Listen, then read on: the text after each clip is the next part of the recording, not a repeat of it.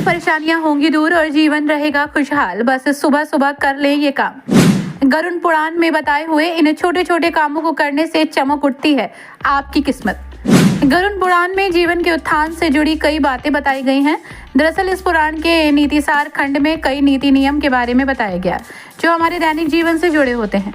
इसमें बताया गया कि सुबह सुबह कुछ कामों के लिए साथ ही दिन की शुरुआत करने से जीवन बेहतर होता है और धन संबंधित परेशानियां दूर होती हैं।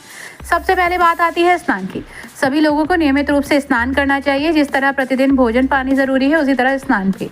गरुड़ पुराण और अन्य शास्त्रों में शरीर को स्वस्थ रखने के बारे में बताया गया। इसके अनुसार तन और मन की शुद्धता के लिए स्नान बहुत जरूरी है। इससे न सिर्फ रोग दोष दूर होते हैं बल्कि शरीर से नकारात्मक ऊर्जा भी दूर रहती है।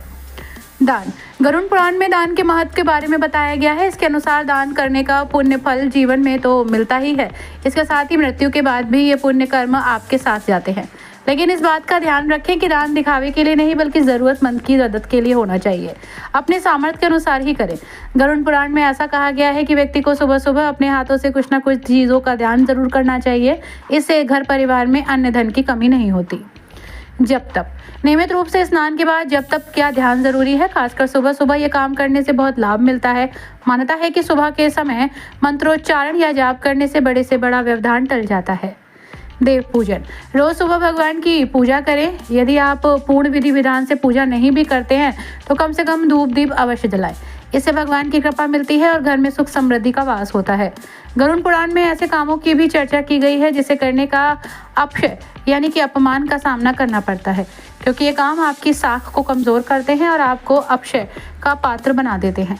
ऐसे लोगों को ना चाहते हुए भी अपमान के घूंट पीने पड़ते हैं।